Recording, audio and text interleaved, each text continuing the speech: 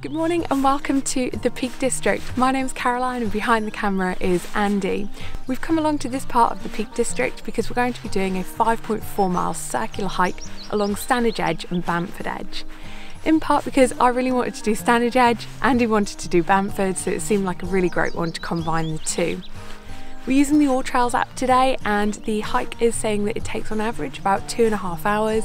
But given that we like to take 1,000,001 photographs as we go and we will be filming it, we're fully expecting that it's going to probably take at least double that amount of time.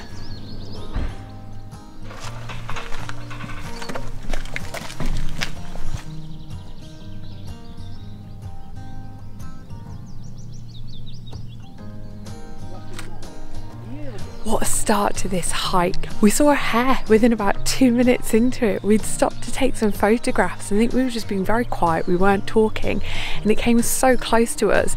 Unfortunately, by the time I'd managed to get the camera turned on, it was well down the road, but it was huge in comparison to, say, a bunny rabbit. This area also seems to be really popular with cyclists. I've seen way more cyclists in the last 5-10 minutes in comparison to walkers. I say that as I've got a cyclist coming past right now saying how steep this is. But it's really, really wonderful, and the light's lovely as well. The weather forecast was saying that it was going to be cloudy today, so this is really nice seeing the sun, but I think it's probably going to cloud over as the day goes on, just like it has done for the last couple of days.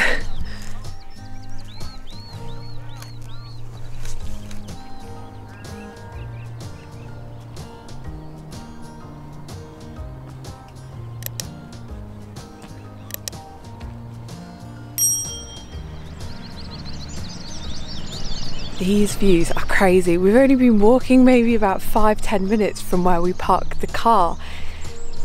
Virtually no effort. There was a small bank that we had to go up. I appreciate that cyclist was saying that it was taking a little bit of effort, but this is just beautiful for no effort in my books.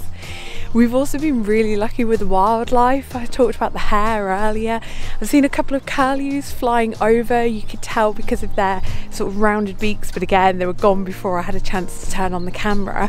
Almost stepped on a lizard, and I think that guy, as soon as he realised that he almost died under my foot, he just kind of froze. So I managed to get a little bit of footage of him and then he scurried off. There's been some birds in a farmer's field. I'm not really too sure which ones they were. I don't think that they're curlews just because they didn't have the rounded beaks. But this is lovely. I think it's one of the nice things about getting out really early in the morning for a hike is that you end up getting a lot of the wildlife, and just the bird song at the moment is beautiful to listen to.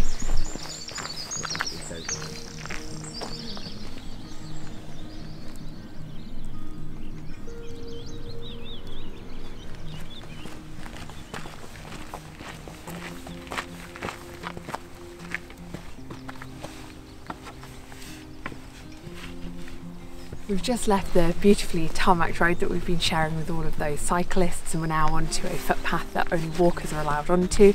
The first part of this hike is taking us to Bamford Edge.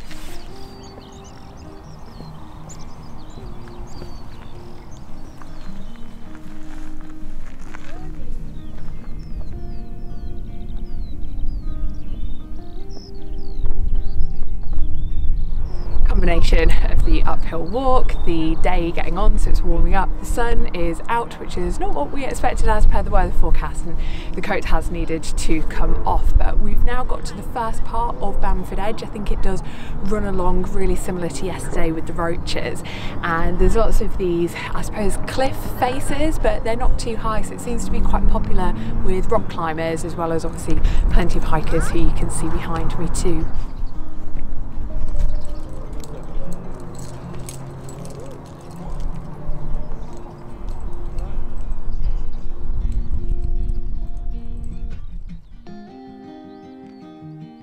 As the hiking trail starts to go downwards off of Bamford Edge, we've come out to this spectacular view over the Ladybower Reservoir. We can clearly see the dam at this end of it. One of the things that a lot of the visitors to this area don't realise, when this dam got flooded back in the very late 30s into the 40s, there were 2 villages that now lie underneath this water. Naturally, the residents who lived in those homes and the business owners who had businesses in each of these villages were very heavily opposed to it. For a few years afterwards, one of the church spires in one of the villages was still sticking up out of the water, so it was quite eerie, and they were saying it was almost like a homage to the fact that there were once villages under the water, but that was demolished just a few years later. If you're British, you may remember the summer of 2018 where we had the most epic heat wave, and it just seemed to go on and on and on. The whole country just seemed to be yellow, the grass had completely died, and this reservoir dropped so low in its water levels that you could actually see the remnants of the houses and the businesses in each of these villages.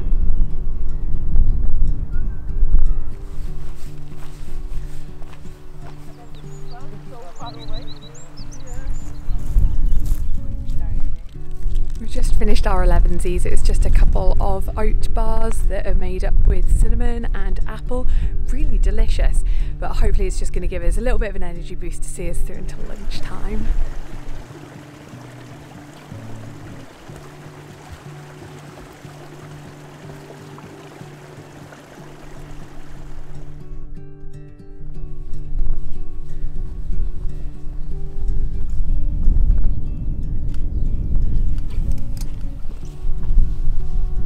We've now well and truly come off of Bamford Edge, and we're starting to now curve around. I was wondering if we were going to have to lose some severe elevation and then have to go all the way back up again to get up to Stanage Edge, but I'm thinking, looking at this, that it's probably not going to be the case. The other nice thing is that we started off with one view of the valley this morning when it was super hazy still, and then it opened out into the valley where you had the reservoir, and I think if we just keep on walking that little bit more around this curve, it's going to be yet another valley, another view. This walk, I think, is just a walk that keeps on giving.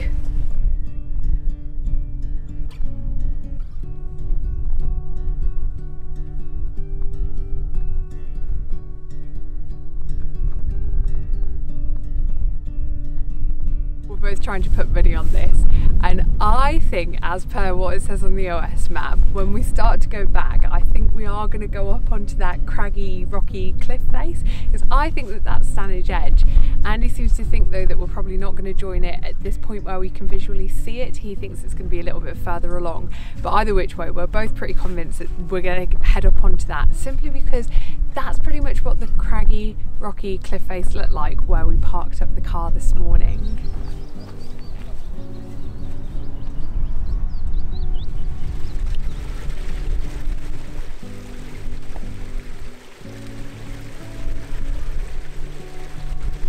Maybe I shouldn't have been quite so cocky earlier, because as you can see, we've had to drop right down into the valley, cross over a stream, and it is quite a steep slope on the other side. I feel like we've maybe come down a lot more than what we're going to need to at the end in order to get back to the car, so I don't mind the uphill so much, it's more the downhill.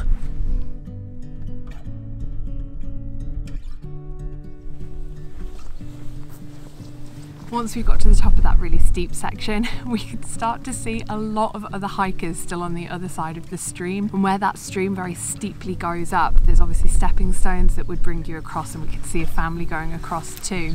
That's then opened up into this big swathe of open moorland, but it is incredibly windy. So what I've done is I've crouched down next to this structure, and it must be like the 6th or 7th one that we've passed. And the first one that we got to, I just thought, oh, it's probably some kind of shelter for if there's really bad weather and hikers get caught out.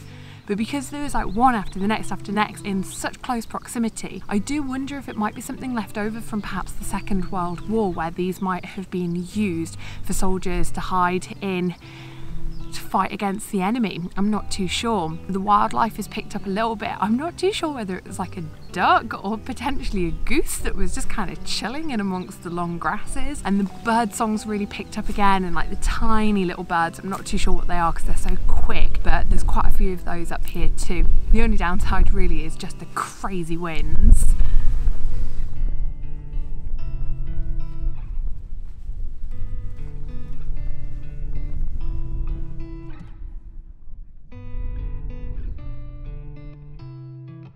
Forgot to say, Tesco's aren't open today because it's Easter Sunday, so we just had to go to the Co-op, and I picked up a falafel and hummus wrap. It's pretty good. I've already eaten half of it.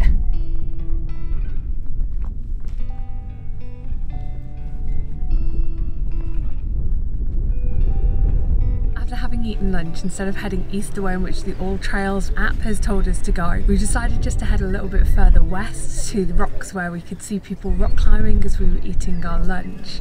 Sitting up here, it's yet another edge or ridge really similar to where we were yesterday at the Roaches and where we were a little bit earlier on today at Bamford Edge. Obviously the view is a little bit different in that today is overlooking the moors that we had to walk across to get here. It is starting to make me think though that maybe the Peak District isn't the best name for this place. I've been to places like the Lake District and Snowdonia National Park. There's national parks here in the UK which I feel are a lot more peaky than this one. And I think something like the Edge or Ridge District might be a little bit more apt for this place.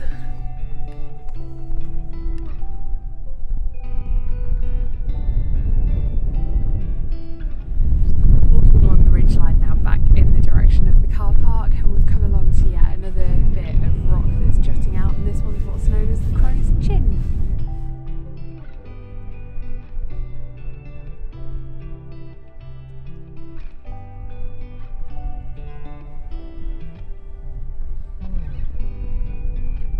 We've decided to come off of the ridge in part because that's where the All Trails trail is saying to actually walk on the slightly lower pathway, but also up there it is incredibly windy too.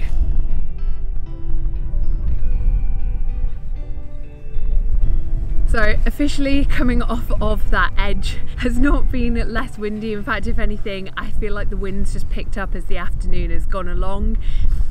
It's been a little bit of a shame because I'd have liked to have talked a little bit more to camera, but actually I would say coming off of that ledge, even though the wind situation didn't sort itself out, I think it's been a lot more interesting because the rock formations that we've had on our left hand side have been really quite spectacular to look at. And the closer that we've got to the car park where we parked the car this morning, the more rock climbers that there are, and it's really quite interesting just to watch on and see the skill and the difficulty of some of the routes up that some people are choosing. There also seems to be an awful lot of millstones in this area closest to the car park, so we're not too sure if maybe the rock here has been mined for something. They might have been making the millstones here and the ones left over are just not sold, and so they're just left here. I don't know, there's a lot of mystery on this walk. There's the structures back on the moors. I'd love to know if you know why there are millstones here and why those structures on the moors were there. Please do leave in a comment below so that we can find out for ourselves.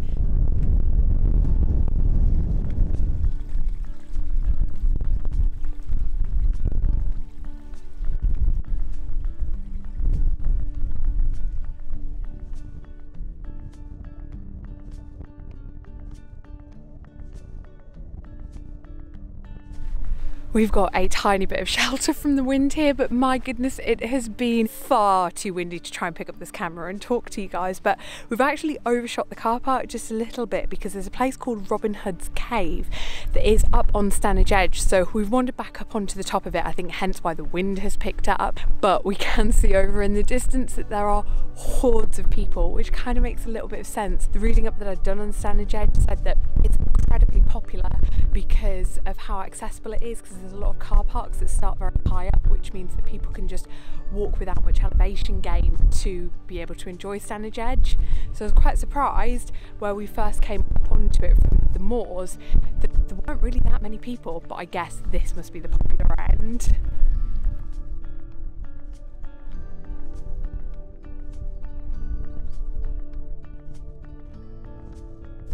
I think we found Robin Hood's Cave. To get into it, it seems a lot more tricky than what the photographs on Instagram make it seem.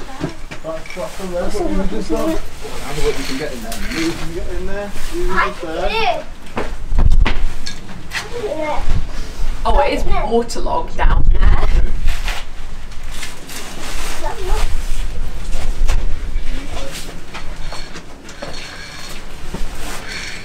Knowing my luck, 100% I'm going to dip my foot in this and I'm going to have a soggy foot for the rest of today.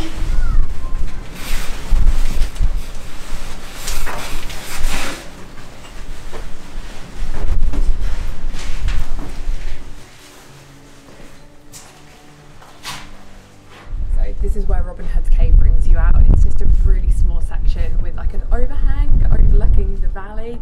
I guess really it's a little bit more adventurous as to how you get out onto this area. Unfortunately though, loads of people have come along and graffitied into the rocks, and when we turned up there was someone doing something rather questionable out here. It wasn't a cigarette, let's put it that way, but I did like the little adventure of having to scramble through. Didn't get my feet wet on the way out here, but we'll see what happens when I go back. Wow. So ungraceful.